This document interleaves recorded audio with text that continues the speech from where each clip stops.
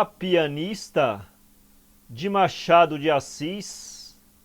Voz, Iba Mendes. Tibério Valença fê-lo parar, dizendo: então, que é isso? Meu pai retirava-se sem mais nem menos. Que me diz em resposta às minhas observações? Veja lá, ou a pianista sem a fortuna, ou a fortuna sem a pianista, é escolher. Eu não ajuntei dinheiro nem o criei com tanto trabalho para realizar os projetos atrevidos de uma mulher de pouco mais ou menos. Meu pai, se o que me retivesse na casa paterna fosse simplesmente a fortuna, minha escolha estava feita. O amor de uma mulher honesta bastava-me para amparar minha vida. Eu saberei trabalhar por ela, mas eu sei que acompanhando essa moça perco a afeição de meu pai e prefiro perder a mulher a perder o pai. Fico. Esta resposta de Tomás desconcertou Tibério Valença.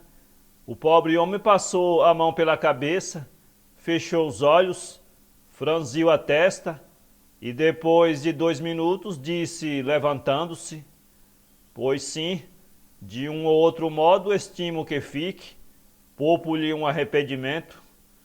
E fez um gesto a Tomás para que saísse. Tomás saiu de cabeça baixa e dirigiu-se para o seu quarto, onde ficou encerrado até o dia seguinte. No dia seguinte, na ocasião em que Malvina ia sair para dar as suas lições, recebeu um bilhete de Tibério Valença. O pai de Tomás dava o ensino de Elisa por acabado e mandava-lhe o saldo de contas. Malvina não compreendeu esta despedida tão positiva e tão humilhante. A que podia atribuí-la? Em vão indagou se a memória lhe apresentava um fato que pudesse justificar ou explicar o bilhete, e não achou. Resolveu ir à casa de Tibério Valença e ouvir da própria boca dele as causas que faziam dispensar tão bruscamente as suas lições à menina Elisa. Tibério Valença não estava em casa, estava só Elisa. Tomás estava, mas encerrara-se no quarto, de onde só saíra a hora do almoço, por instâncias do pai. Elisa recebeu a pianista com certa frieza, que bem se via ser estudada. O coração pedia-lhe outra coisa. À primeira reclamação de Malvina acerca do estranho bilhete que recebera, Elisa respondeu que não sabia, mas tão mal fingiu a ignorância, tão difícil e doloroso lhe foi a resposta, que Malvina, compreendendo que alguma coisa havia no fundo com que não queria contrariá-la, pediu positivamente a Elisa que o dissesse, prometendo nada referir. Elisa disse à pianista que o amor de Tomás por ela estava descoberto e que o pai levava a mal esse amor, tendo lançado mão do meio da despedida para afastá-la da casa e da convivência de Tomás. Malvina, que amava sincera e apaixonadamente o irmão de Elisa, chorou ao ouvir esta notícia. Mas as lágrimas que faziam, o ato estava consumado, a despedida estava feita, só havia uma coisa a fazer: sair e não pôr mais os pés na casa de Tibério Valença. Foi o que Malvina resolveu fazer. Levantou-se e despediu-se de Elisa. Esta, que apesar de tudo tinha um fundo de afeição pela pianista, perguntou-lhe se não ficava mal com ela. Mal por quê? Perguntou a pianista. Não, não fico. E saiu enxugando as lágrimas. Estava desfeita a situação que podia continuar a avassalar o coração de Tomás. O pai não parou e procedeu num ponto de vista em que se colocava, com uma lógica cruel. Tratou primeiramente de afastar o filho da corte por alguns meses, de maneira que a ação do tempo pudesse apagar no coração e na memória do rapaz o amor e a imagem de Malvina. É isto, dizia consigo Tibério Valença, não há outro meio. Longe esquece-lhe tudo. A tal pianista não é lá essas belezas que impressionem muito. O narrador protesta contra esta última reflexão de Tibério Valença, que de certo, na idade que contava, já se esquecera dos predicados da beleza e dos milagres da simpatia que fazem amar as feias, e até quando as feias se fazem amar, é sempre doida e perdidamente, diz Labrueri, porque foi decerto por filtros poderosos e vínculos desconhecidos que elas souberam atrair e prender. Tibério Valença não admitia a hipótese de amar uma feia, nem de amar muito tempo uma bonita. Era desta negação que ele partia, como um homem sensual e positivo que era. Resolveu, portanto, mandar o filho para fora e comunicou-lhe o projeto 8 dias depois das cenas que acima narrei. Tomás recebeu a notícia com aparente indiferença. O pai ia armado de objeções para responder às que lhe dispensasse o rapaz, e ficou muito admirado quando este curvou-se submisso à ordem de partir. Entretanto, aproveitou a ocasião para usar de alguma cordura e generosidade. "Fazes gostos em ir?" perguntou-lhe. "Faço, meu pai", foi a resposta de Tomás. Era à Bahia que devia ir o filho de Tibério. Desde o dia desta conferência, Tomás mostrou-se mais e mais triste, sem todavia manifestar ninguém com que sentimento recebera a notícia de deixar o Rio de Janeiro. Tomás e Malvina só se tinham encontrado 2 vezes, depois do dia em que esta foi despedida da casa de Tibério. A primeira foi à porta da casa dela. Tomás passava na ocasião em que Malvina ia entrar. Falaram-se. Não era preciso nenhum deles perguntar se sentiam saudades com a ausência e a separação. O ar de ambos dizia tudo. Tomás, às interrogações de Malvina, disse que passava ali sempre, e sempre via as janelas fechadas. Cuidou um dia que ele estivesse doente. "Não estive doente. É preciso que nos esqueçamos um do outro. Se eu não puder, seja..." "Eu?" interrompeu Tomás. "É preciso", respondeu a pianista suspirando. "Nunca", disse Tomás. A segunda vez que se viram foi em casa de um amigo, cuja irmã recebia lições de Malvina. Estava lá o moço na ocasião em que a pianista entrou. Malvina pretextou doença e disse que só para não ser esperada em vão tinha ido lá, depois do que retirou-se. Tomás resolveu ir despedir-se de Malvina. Seus esforços, porém, foram inúteis. Em casa sempre lhe diziam que ela tinha saído, e as janelas constantemente fechadas pareciam as portas do túmulo do amor dos dois. Na véspera de partir, Tomás convenceu-se de que era impossível despedir-se da moça, desistiu de procurá-la e resolveu-se com mágoa a sair do Rio de Janeiro sem dar-lhe o adeus de despedida. "Nobre moça", dizia ele consigo, "não quer que do nosso encontro resulte atear-se o amor que me prende a ela." Enfim, Tomás partiu. Tibério deu-lhe todas as cartas e ordens necessárias para que nada lhe faltasse na Bahia, e soltou do peito um suspiro de consolação quando o filho saiu à barra. Malvina soube da partida de Tomás logo no dia seguinte. Chorou amargamente. Por que sairia? Ela acreditou que 2 motivos seriam: ou resolução corajosa para esquecer um amor que lhe trouxera o desgosto do pai, ou uma intimação cruel do pai. De um ou outro modo, Malvina estimava esta separação. Se ela não esquecia o rapaz, tinha esperanças de que o rapaz a esquecesse, e então não sofria com esse amor que só podia trazer desgraças ao filho de Tibério Valença. Este nobre pensamento denota claramente o caráter elevado e desinteressado e o amor profundo e corajoso da pianista. Tanto bastava para que ela merecesse casar com um rapaz. Quanto ao Tomás, partiu com o coração apertado e o ânimo abatido. À última hora foi que ele sentiu quanto amava a moça e como nesta separação lhe sangrava o coração, mas devia partir. Afogou a dor em lágrimas e partiu. Correram 2 meses. Durante os primeiros dias de sua residência na Bahia, Tomás sentiu as grandes saudades do grande amor que nutria por Malvina. Fez-se-lhe em torno maior solidão ainda que a que já tinha. Parecia-lhe que ia morrer naquele desterro, sem a luz e o calor que lhe dava a vida. Estando, por assim dizer, a 2 passos do Rio de Janeiro, afigurava-se lhe achar-se no cabo do mundo, longe, eternamente longe, infinitamente longe de Malvina. O correspondente de Tibério Valença, previamente informado por este, procurou todos os meios de distrair o espírito de Tomás. Tudo foi em vão. Tomás olhava para tudo com indiferença, e isto mesmo quando lhe era dado olhar, porque quase sempre passava os dias encerrado em casa, recusando toda espécie de distração. Esta mágoa tão profunda tinha eco em Malvina. A pianista sentia do mesmo modo a ausência de Tomás. Não é que tivesse ocasião ou procurasse vê-lo na época em que se achava na corte, mas é que, separados pelo mar, parecia que estavam separados pela morte e que nunca mais tinham de ver-se. Ora, Malvina desejava ver Tomás amando outra, estimado pelo pai, mas queria vê-lo. Este amor de Malvina, que se apacentava com a felicidade da outra e só com a vista do objeto amado, este amor não diminuiu, cresceu na ausência e cresceu muito.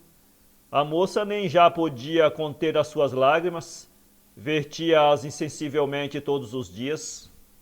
Um dia Tomás recebeu uma carta de seu pai, participando-lhe que Elisa se ia casar com um jovem deputado. Tibério Valença fazia do futuro genro a pintura mais lisonjeira.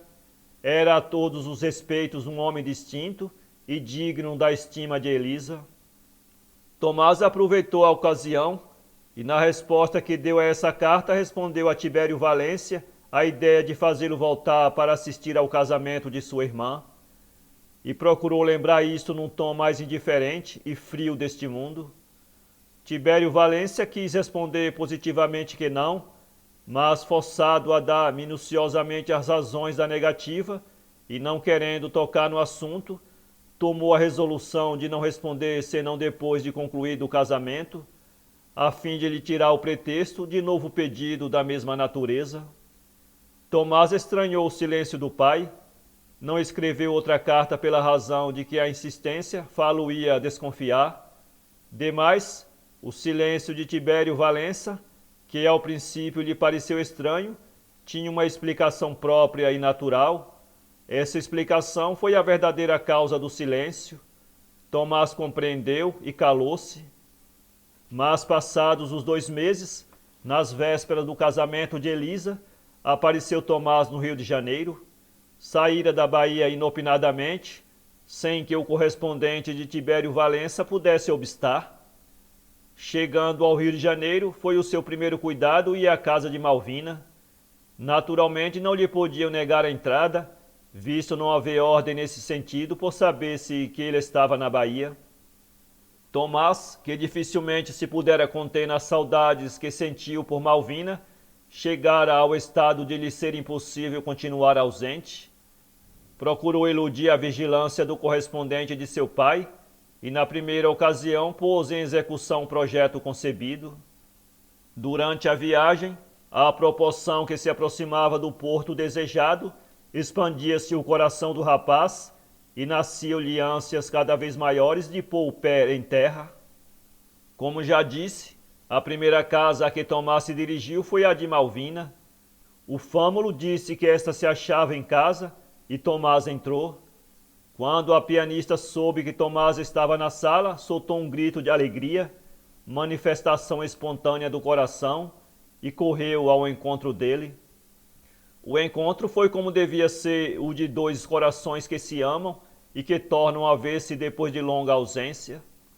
Pouco disseram na santa efusão das almas, que falavam em silêncio e se comunicavam esses meios simpáticos e secretos do amor. Depois vieram as indagações sobre as saudades de cada um.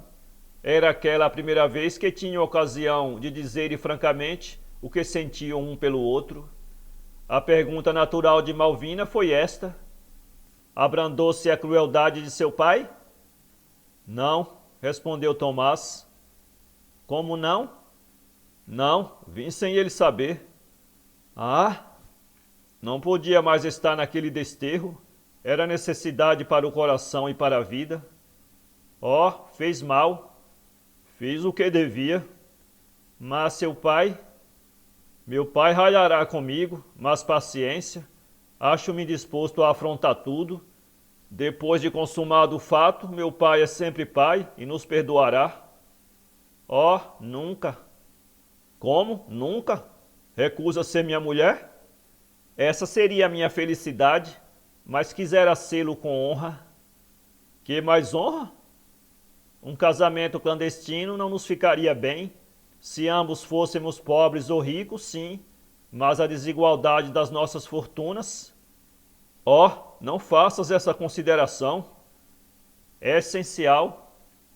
Não, não digas isso. Há de ser minha mulher ante Deus e ante os homens, que vale as fortunas neste caso. Uma coisa nos iguala, é a nobreza moral, é o amor que nos liga. Não entremos nessas miseráveis considerações do cálculo e do egoísmo, sim? Isto é o fogo da paixão. Dirá sempre o mesmo? Oh, sempre. Tomás ajoelhou aos pés de Malvina, tomou-lhe as mãos entre as dele e beijou-as com beijos de ternura. Teresa entrou na sala justamente na ocasião em que Tomás se levantava. Uns minutos antes que fosse, encontraria aquele quadro de amor. Malvina apresentou Tomás à sua mãe. Parecia que Teresa já alguma coisa sabia dos amores da filha. Na conversa com Tomás, deixou escapar palavras equívocas que deram lugar a que o filho de Tibério Valença expusesse à velha os seus projetos e os seus amores. As objeções da velha foram idênticas às da filha. Também ela via na situação à esquerda do rapaz, em relação ao pai, uma razão de impossibilidade para o casamento. Desta primeira entrevista saiu Tomás, alegre por ver Malvina, triste pela singular oposição de Malvina e de Teresa. Em casa de Tibério Valença faziam-se preparativos para o casamento de Elisa. O noivo era um jovem deputado de província, se do norte ou do sul não sei, mas deputado cujo talento supria os anos de prática e que começava a influir na situação. Acrescia que era dono de uma boa fortuna pela recente morte do pai. Tais considerações decidiram Tibério Valença ter por genro um homem abastado, gozando de uma certa posição política, talvez ministro dentro de pouco tempo, era um partido de grande valor. Neste ponto, a alegria de Tibério Valença era legítima, e como os noivos se amavam deveras, condição que Tibério Valença dispensaria se necessário fosse, esta união tornou-se aos olhos de todos uma união natural e propícia. A alegria de Tibério Valença não podia ser maior, tudo lhe corria às mil maravilhas, casava a filha ao sabor dos seus desejos e tinha longe o filho desnaturado, que talvez àquela hora já começasse a arrepender-se das veleidades amorosas que tivera. Preparava-se enxoval, faziam-se convites, compravam-se mil coisas necessárias à casa do pai e da filha, e tudo esperava ansioso o dia aprazado para o casamento de Elisa. Ora, no meio dessa satisfação plena e geral, caiu subitamente como um raio o filho desterrado, conviva que se não contara para a festa. A alegria de Tibério Valença ficou assim um tanto aguada. Apesar de tudo, não quis romper absolutamente com o filho, e, sinceramente ou não, o primeiro que falou a Tomás não foi o algoz, foi o pai. Tomás disse que viera para assistir ao casamento da irmã e conhecer o cunhado. Apesar desta declaração, Tibério Valença determinou sondar o espírito do filho no capítulo dos amores, guardou-se para o dia seguinte. E no dia seguinte, logo depois do almoço, Tibério Valença deu familiarmente o braço ao filho e levou-o para uma sala retirada. Aí, depois de fazê-lo sentar, perguntou-lhe se o casamento, se outro motivo o trouxera tão inopinadamente ao Rio de Janeiro. Tomás hesitou. Fala, disse o pai, fala com franqueza. Pois bem, vim por dois motivos, pelo casamento e por outro. O outro é o mesmo? Quer franqueza, meu pai? Exijo. É. Está bem, lavo as mãos. Casa-te, consinto, mas nada mais terás de mim, nada, ouviste? E dizendo isto, Tibério Valença saiu. Tomás ficou pensativo. Era um consentimento aquilo, mas de que natureza? Tibério Valença dizia que, em se casando, o filho não esperasse nada do pai, que não esperasse os bens da fortuna, pouco ou nada era para Tomás, mas aquele nada estendia-se a tudo, talvez à proteção paterna, talvez ao amor paterno. Esta consideração de que perderia a afeição do pai calava muito no espírito do filho. A esperança nunca abandonou os homens. Tomás concebeu a esperança de convencer o pai com o andar dos tempos. Entretanto, passaram-se os dias e concluiu-se o casamento da filha de Tibério Valença. No dia do casamento, como nos outros, Tibério Valença tratou o filho com uma sequidão nada paternal. Tomás sentia-se por isso, mas à vista de Malvina, a cuja casa ia regularmente 3 vezes por semana, dissipava as aflições para dar-lhe novas esperanças e novos desejos de completar a aventura que procurava. O casamento de Elisa coincidiu com a retirada do deputado para a província natal. A mulher acompanhou o marido e, a instâncias do pai, ficou convencionado que no ano seguinte viriam estabelecer-se definitivamente no Rio de Janeiro. O tratamento de Tibério Valença em relação a Tomás continua a ser o mesmo, frio e reservado. Em vão procurava o moço um ensejo para tocar de frente a questão e trazer o pai a sentimentos mais compassivos. O pai esquivava-se sempre. Mas se era assim por um lado, por outro os desejos legítimos do amor de Tomás por Malvina cresciam mais e mais, dia por dia. A luta que se dava no coração de Tomás entre o amor de Malvina e o respeito aos desejos de seu pai foi fraqueando, cabendo o triunfo ao amor. Os esforços do moço eram inúteis e finalmente um dia chegou em que foi-lhe necessário decidir entre as determinações do pai e o amor pela pianista. E a pianista? Essa era mulher e amava perdidamente o filho de Tibério Valença. Também uma luta interna se dava no espírito dela, mas à força do amor que alimentava, ligavam-se às instâncias continuadas de Tomás. Este objetava-lhe que, uma vez casados, a clemência do pai reapareceria e tudo se terminaria em bem. Tal estado de coisas prolongou-se até um dia em que não foi mais possível a ambos recuar. Sentiram que a existência dependia do casamento. Tomás encarregou-se de falar a Tibério. Era o ultimátum. Uma noite em que Tibério Valença pareceu mais alegre que de ordinário, Tomás deu um passo afoitamente para a questão, dizendo-lhe que depois de vãos esforços, reconhecera que a paz da sua existência dependia do casamento com Malvina. Então casas-te? Perguntou Tibério Valença. Venho pedir-lhe. Já disse o que devias esperar de mim se desse semelhante passo. Não passarás por ignorante. Casa-te, mas quando te arrependeres ou a necessidade de te bater à porta, escusas de voltar o rosto para teu pai. Supõe que ele está pobre e nada te pode dar. Esta resposta de Tibério Valença agradou em parte a Tomás. Não entrava nas palavras do pai a consideração do afeto que lhe negaria, mas o auxílio que não lhe havia de prestar em caso de necessidade.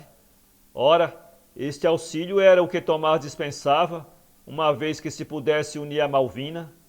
Contava com algum dinheiro que possuía e tinha esperança de arranjar dentro de pouco tempo um emprego público.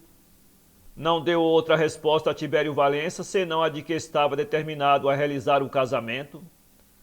Diga-se em honra de Tomás, não foi sem algum remorso que ele tomou uma determinação que parecia contrariar os desejos e os sentimentos do pai. É certo que a linguagem deste excluía toda a consideração de ordem moral para valer-se de uns preconceitos miseráveis, mas ao filho não competia, de certo, apreciá-los e julgá-los. Tomás hesitou mesmo depois da entrevista com Tibério Valença, mas a presença de Malvina, a cuja casa foi logo, dissipou todos os receios e pôs termo a todas as hesitações. O casamento efetuou-se pouco tempo depois, sem comparecimento do pai, nem de parente algum de Tomás. O fim do ano de 1850 não trouxe incidente algum à situação da família Valença. Tomás e Malvina viviam no gozo da mais deliciosa felicidade. Unidos depois de tanto tropeço e hesitação, entraram na estância da bem-aventurança conjugal, coroados de mirto e de rosas. Eram moços e ardentes, amavam-se no mesmo grau, tinham chorado saudades e ausências. Que melhores condições para que aquelas duas almas, no momento do consórcio legal, achassem uma ternura elevada e celeste e se confundissem no ósculo santo do casamento? Todas as luas de mel se parecem, a diferença está na duração.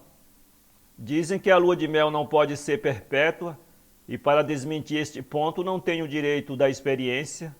Todavia, creio que a asserção é arriscada demais, que a intensidade do amor do primeiro tempo diminua com a ação do mesmo tempo, isso creio, é da própria condição humana, mas essa diminuição não é de certo tamanha, como se afigura a muitos. Se o amor subsiste à lua de mel, menos intenso é verdade, mas ainda bastante claro para dar luz ao lar doméstico.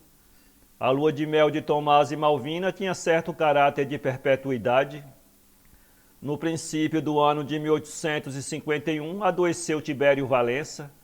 Foi ao princípio moléstia passageira, em aparência ao menos, mas surgiram complicações novas, e ao cabo de 15 dias declarou-se Tibério Valença gravemente enfermo. Um excelente médico, que era de muito tempo o médico da casa, começou a tratá-lo no meio dos maiores cuidados. Não hesitou no fim de alguns dias em declarar-lhe que nutria receios pela vida do doente. Apenas soube da moléstia do pai, Tomás foi visitá-lo. Era a terceira vez depois do casamento.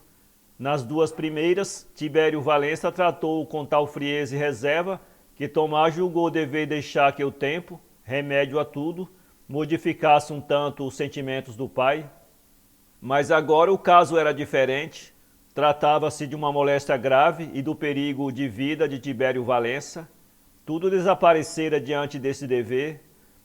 Quando Tibério Valença viu Tomás ao pé do leito de dor em que jazia, manifestou certa expressão, que era sinceramente de pai. Tomás chegou-se a ele e beijou-lhe a mão. Tibério mostrou-se satisfeito com esta visita do filho.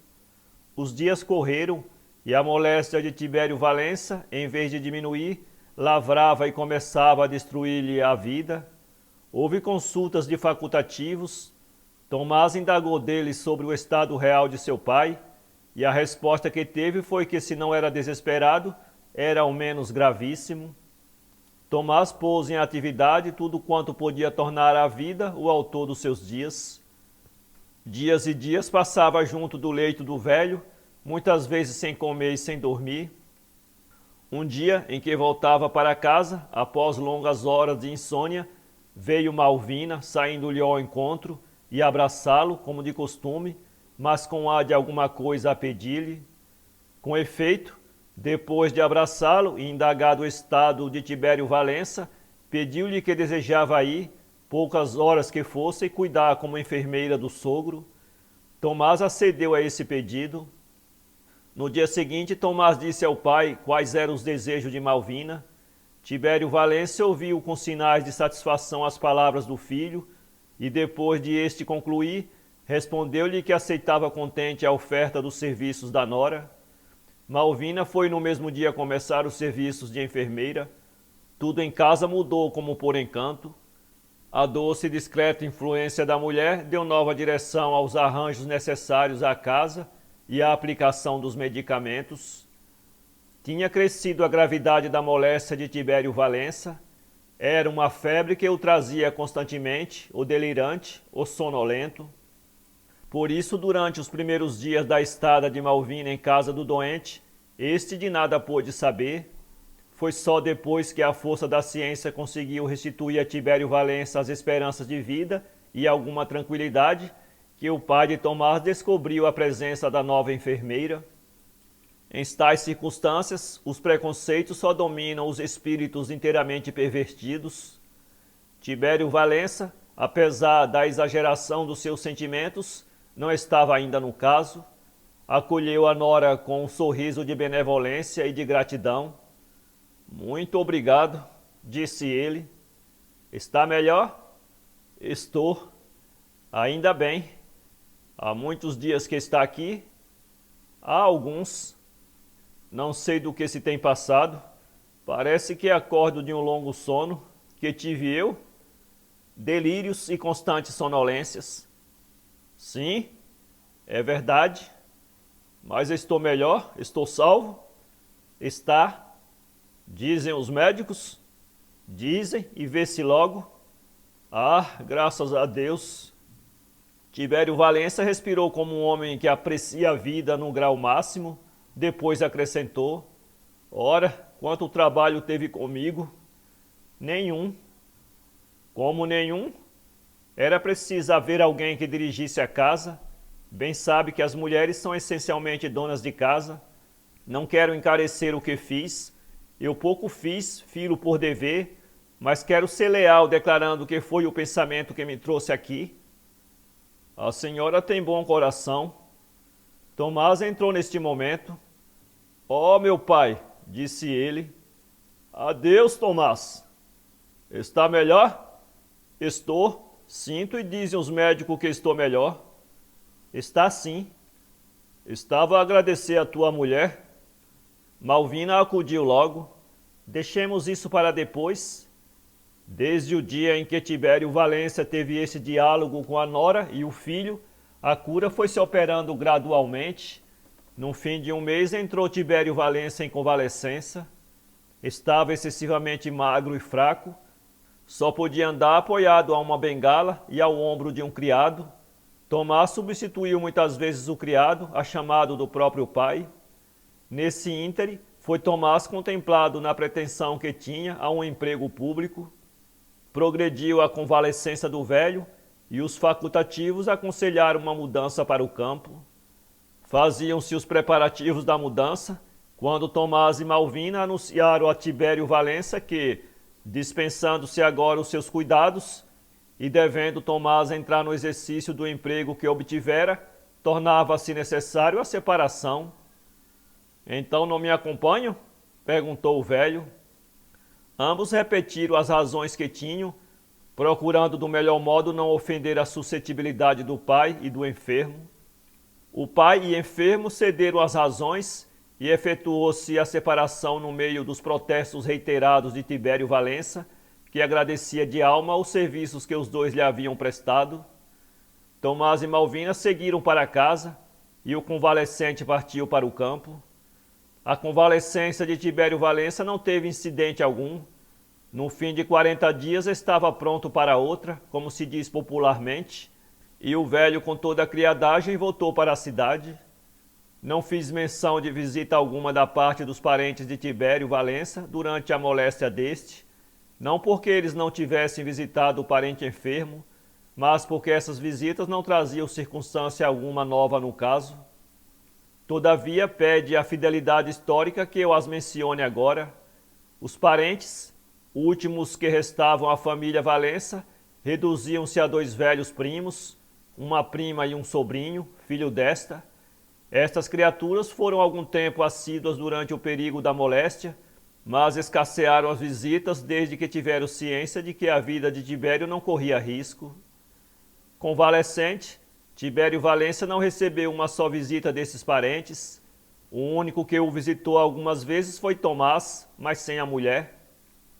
Estando completamente restabelecido e tendo voltado à cidade, a vida da família continua a mesma que anteriormente à moléstia. Esta circunstância foi observada por Tibério Valença. Apesar da sincera gratidão com que ele acolheu a nora, apenas tornar a si, Tibério Valença não pôde afugentar do espírito um pensamento desonroso para a mulher do seu filho.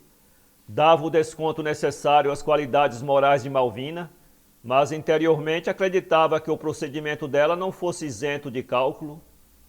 Esse pensamento era lógico no espírito de Tibério Valença. No fundo do enfermo agradecido havia o homem calculista, o pai interesseiro, que olhava tudo pelo prisma estreito e falso do interesse e do cálculo, e a quem parecia que não se podia fazer uma boa ação sem laivos de intenção menos confessáveis. Menos confessáveis é paráfrase do narrador. No fundo, Tibério Valença admitia como legítimo o cálculo dos 2 filhos. Tibério Valença imaginava que Tomás e Malvina, procedendo como procederam, tinham tido mais de um motivo que os determinasse. Não eram só no espírito de Tibério Valença o amor e a dedicação filial, era ainda um meio de ver se lhe abrandavam os rancores, se lhe armavam a fortuna. Nesta convicção estava, e com ela esperava a continuação dos cuidados oficiosos de Malvina. Imagine-se qual não foi a surpresa do velho, vendo que, cessada a causa das visitas dos 2, causa real que ele tinha por aparente, nenhum deles apresentou o mesmo procedimento anterior. A confirmação seria se, pilhada e aberta, Malvina aproveitasse para fazer da sua presença em casa de Tibério Valença uma necessidade. Isto pensava o pai de Tomás, e pensava neste caso com acerto. Correram dias e dias, e a situação não mudou. Tomás lembrava uma vez a necessidade de visitar com Malvina a casa paterna. Malvina, porém, recusou, e quando as instâncias de Tomás a obrigaram a uma declaração mais peremptória, declarou ela positivamente que a continuação das suas visitas poderia parecer a Tibério Valença uma pretensão ao esquecimento do passado e aos conchegos do futuro. Melhor é, disse ela, não irmos, antes passemos por descuidados que por ávidos ao dinheiro de teu pai. Meu pai não pensará isso, disse Tomás. Pode pensar. Creio que não. Meu pai está mudado, é outro. Ele já te reconhece, não te fará injustiça. Está bom, veremos depois. E depois desta conversa nunca mais se falou nisso, sendo que Tomás não encontrou na resistência de Malvina senão um motivo mais para amá-la e respeitá-la. Tibério Valença, desenganado a respeito da expectativa em que estava, resolveu ir um dia em pessoa visitar a nora. Era isto nem mais nem menos o reconhecimento solene de um casamento que desaprovara. Esta consideração, tão intuitiva em si, não se apresentou ao espírito de Tibério Valença. Malvina estava só quando à porta parou o carro de Tibério Valença. Esta visita inesperada causou-lhe verdadeira surpresa. Tibério Valença entrou com um sorriso nos lábios, sintoma de bonança do espírito, que não escapou à ex-professora de piano. Não me querem ver, venho eu vê-los. Onde está meu filho? Na repartição. Quando volta? Às 3h30. Já não posso vê-lo. Há muitos dias que ele não vai. Quanto à senhora, creio que decididamente nunca mais lá volta. Não tenho podido. Por quê? Ora, isso não se pergunta a uma dona de casa. Então tem muito o que fazer? Muito. Mas nem meia hora pode dispensar? E que tanto trabalho é esse? Malvina sorriu-se. Como lhe hei de explicar? Há tanta coisa miúda, tanto trabalho que não aparece, enfim, coisas de casa. E se nem sempre estou ocupada, estou muitas vezes preocupada e outras simplesmente cansada. Creio que um bocadinho mais de vontade. Falta de vontade? Não creia nisso. É ao menos o que parece. Houve um momento de silêncio. Malvina, para mudar o rumo da conversação, perguntou a Tibério como se achava e se não tinha receios da recaída. Tibério Valença respondeu com ar de preocupação que se achava bom e que não tinha receios de nada, antes se achava esperançado de gozar ainda longa vida e boa saúde. Tanto melhor, disse Malvina. Tibério Valença, sempre que Malvina se distraía, corria os olhos em redor da sala para examinar o valor dos móveis e avaliar por eles a posição do filho. Os móveis eram singelos e sem essa profusão e multiplicidade dos móveis das salas abastadas. O chão tinha um palmo de palhinha ou uma fibra de tapete. O que se destacava era um rico piano, presente de alguns discípulos, feito a Malvina no dia em que esta se casou. Tibério Valença, contemplando a modéstia dos móveis da casa de seu filho, era levada a uma comparação forçada entre eles e os da sua casa, onde o luxo e o gosto davam as mãos.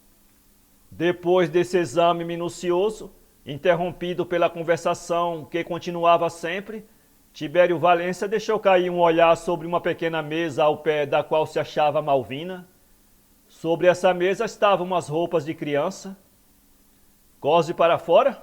perguntou Tibério Valência. "Não, por que pergunta?" "Vejo ali aquela roupa." Malvina olhou para o lugar indicado pelo sogro. "Ah", disse ela, "que roupa é aquela?" "É de meu filho." "De seu filho?" "Ou filha, não sei." "Ah."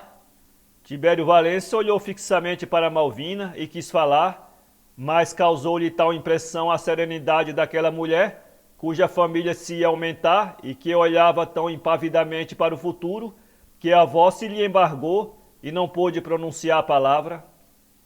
Efetivamente, pensava ele, aqui há alguma coisa especial, alguma força sobre-humana que sustenta estas almas. Será isto o amor?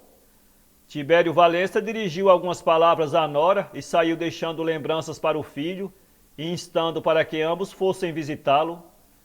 Poucos dias depois da cena que acabamos de contar, chegaram ao Rio de Janeiro Elisa e seu marido. Vinham estabelecer-se definitivamente na corte. A primeira visita foi para o pai, de cuja moléstia tinham sabido na província. Tibério Valência recebeu-os com grande alvoroço, beijou a filha, abraçou o genro com uma alegria infantil. Nesse dia houve em casa grande jantar, para o qual não se convidou ninguém, além dos que habitualmente frequentavam a casa. O marido de Elisa, antes de pôr casa, devia ficar em casa do sogro, e quando comunicou este projeto a Tibério Valência, este acrescentou que não se iria o mesmo sem aceitar um baile. O aditamento foi aceito. O baile foi marcado para o sábado próximo, isto é, exatamente dias depois. Tibério Valência estava contentíssimo. Tudo andou logo na maior azáfama. Tibério Valência queria provar com o esplendor da festa o grau de estima em que tinha a filha e o genro. Desde então, filha e genro, genro e filha, tais foram os dois polos em que volteava a imaginação de Tibério Valência. Enfim, o dia de sábado chegou. À tarde houve um jantar dado a alguns poucos amigos, mas jantar esplêndido, porque Tibério Valência não quis que um só ponto da festa desdissesse do resto.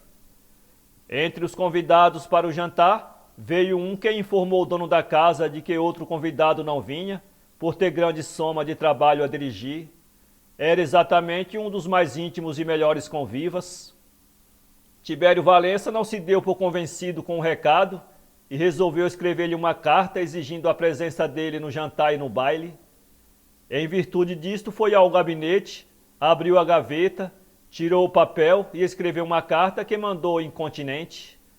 Mas no momento de guardar de novo o papel que tirara da gaveta, reparou que entre duas folhas se resvalara uma cartinha por letras de Tomás. Estava aberta. Era uma carta já antiga, que Tibério Valência recebera e atirara para dentro da gaveta. Foi a carta em que Tomás participava ao pai o dia do seu casamento com Malvina. Esta carta, que em 1000 outras ocasiões lhe tivera debaixo dos olhares sem maior comoção, desta vez não deixou de impressioná-lo. Abriu a carta e leu-a. Era de redação humilde e afetuosa.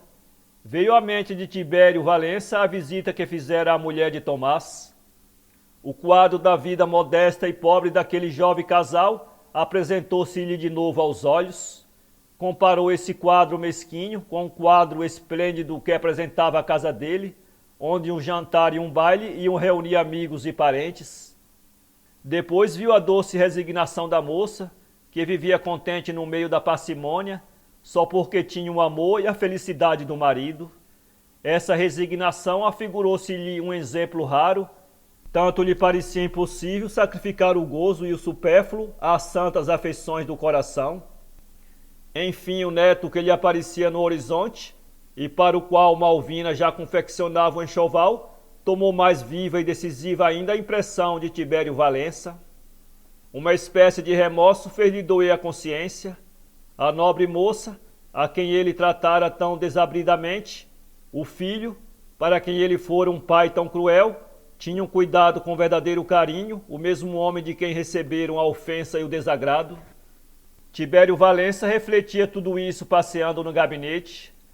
Dali ouvia o rumor dos fâmulos que preparavam o lauto jantar, enquanto ele e os seus amigos e parentes iam apreciar os mais delicados manjares que comeriam naquele dia Malvina e Tomás. Tibério Valença estremeceu diante desta pergunta que lhe fazia a consciência. Aqueles dois filhos que ele expelira tão desamorosamente e que com tanta generosidade lhe haviam pago, não tinham naquele dia nem a milésima parte do supérfluo da casa paterna, mas esse pouco que tivesse era, com certeza, comido em paz, na branda e doce alegria do lar doméstico.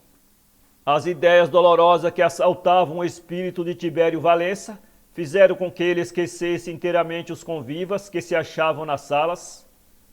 Isto que se operava em Tibério Valença era uma nesga da natureza, ainda não tocada pelos preconceitos, e bem assim o remorso de uma ação má que havia cometido. Isso e mais a influência da felicidade de que atualmente era objeto Tibério Valença produziram o melhor resultado. O pai de Tomás tomou uma resolução definitiva, mandou aprontar o carro e saiu. Foi direito à casa de Tomás. Este sabia da grande festa que se preparava em casa do pai para celebrar a chegada de Elisa e seu marido. Assim que a entrada de Tibério Valença em casa de Tomás causou a este grande expectação. Por aqui, meu pai. É verdade, passei, entrei. Como está a mana? Está boa, ainda não foste vê-la? Contava aí amanhã, que é dia livre. Ora, se eu lhes propusesse uma coisa... Ordene, meu pai. Tibério Valença dirigiu-se a Malvina e tomou-lhe as mãos. Escute, disse ele, vejo que há na sua alma grande nobreza, e se nem a riqueza, nem os antepassados ilustram o seu nome, vejo que resgata estas faltas por outras virtudes. Abrace-me como pai. Tibério, Malvina e Tomás abraçaram-se em um só grupo. É preciso, acrescentou o pai, que vão hoje lá à casa, e já... Já? Perguntou Malvina. Daí a meia hora apeavam os três à porta da casa de Tibério Valença. O pai, arrependido, apresentava aos amigos e aos parentes aqueles dois filhos que tão cruelmente quiseram excluir da comunhão da família. Este ato de Tibério Valença veio a tempo de reparar o mal e assegurar a paz futura dos seus velhos anos. A conduta generosa e honrada de Tomás e de Malvina valeram esta reparação. Isto prova que a natureza pode comover a natureza e que uma boa ação tem a faculdade, muitas vezes, de destruir o preconceito e restabelecer a verdade no dever. Não parece improvável ou violenta esta mudança no espírito de Tibério. As circunstâncias favoreceram essa mudança, para a qual o principal motivo foi a resignação de Malvina e de Tomás. Fibra paternal, mais desvencilhada naquele dia, dos liames de uma consideração social mal entendida, pôde palpitar livremente e mostrar em Tibério Valença um fundo melhor do que as suas aparências cruéis. Tanto é verdade que, se a educação modifica a natureza pode, em suas exigências mais absolutas, readquirir os seus direitos e manifestar a sua força. Com a declaração de que foram sempre felizes os heróis deste conto, deita-se-lhe um ponto final. Para ler esse conto, acesse www.poeteiro.com.